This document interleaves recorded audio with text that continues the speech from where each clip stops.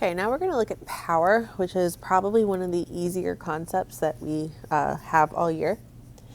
And power is simply work done over a period of time.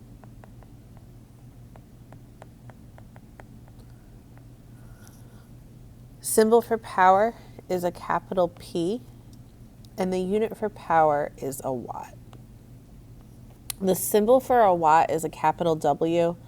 I tend to write out the word watt so as to not confuse that capital W with the W for work. And because power is work over time, a watt is also known as a joule per second. So we have two equations for power. The first one is just the definition of power, that power equals work over time, where W is work, T is time, and P is power. So because power is work over time and a watt is a joule per second, you need to make sure that the time is in seconds. So this is the time in seconds. Now there's a second way that we can find power. And before I give you the equation, I just want to show you where it comes from. We know that work is force times distance. So if you have power equaling work over time, where work is the force times the distance over time, and then I look at this right here, distance over time. If something is being moved at a constant speed, then speed is just equal to distance over time. So it becomes force here times the speed. So the second equation that you can use to solve for power would be the force times the speed, where V is speed, F is force, and P is power. And the units do work out. I don't know how much you care to see it, but force is measured in newtons, speed would be meters per second. Power is measured in watts, which needs to be a joule per second. A joule is a newton times a meter. So this is just equal to the newton times a meter, or the joule over the second. So again, all the units work out. Your speed needs to be in meters per second, just like the time had to be in seconds for the other equation. So I'll do two examples with you. This one you can use either equation, and I did purposely give you more information than we needed just so that you could see how both equations worked.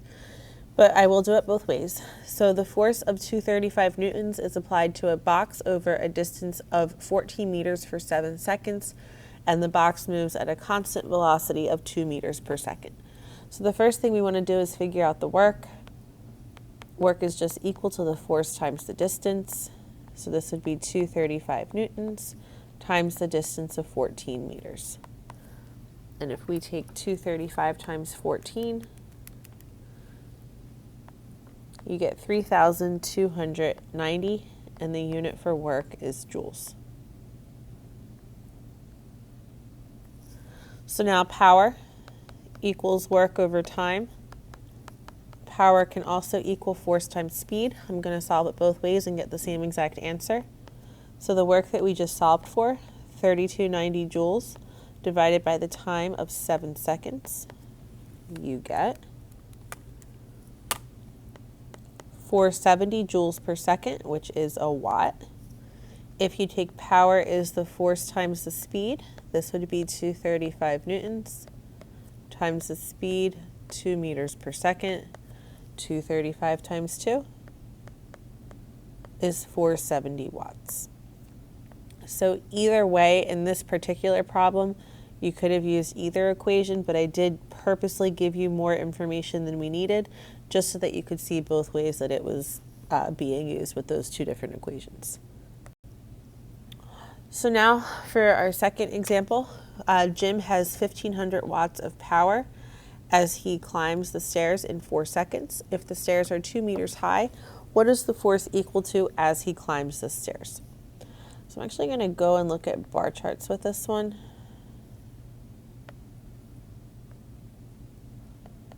So kinetic energy, GPE, work, kinetic energy, and then GPE.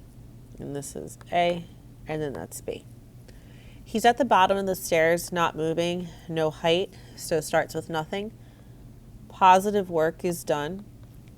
And then he is not moving at the top, but he does have GPE.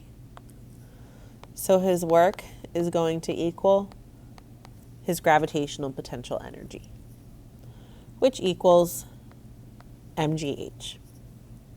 So we don't know a force in this problem, but we can make the assumption that he is climbing those stairs at a constant speed.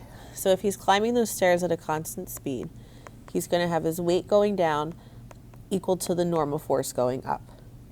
If we look at the equation for GPE, mg is also known as the weight.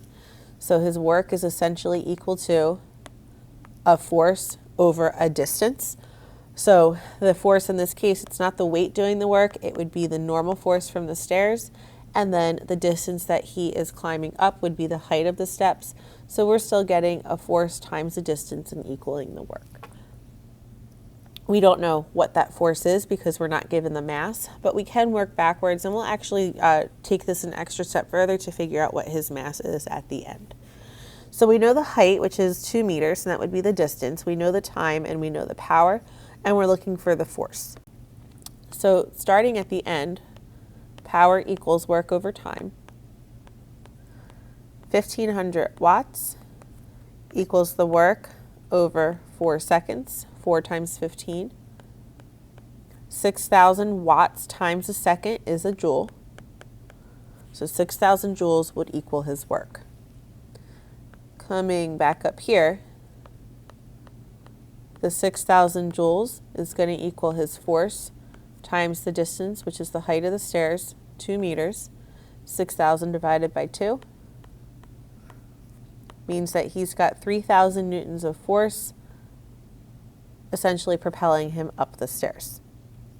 So it's a normal force, again, which is equal to his weight of 3,000 newtons. Now, what is the likelihood that somebody can walk up the stairs with 3,000 newtons of force? Let's work even backwards even further to figure out what his mass would be.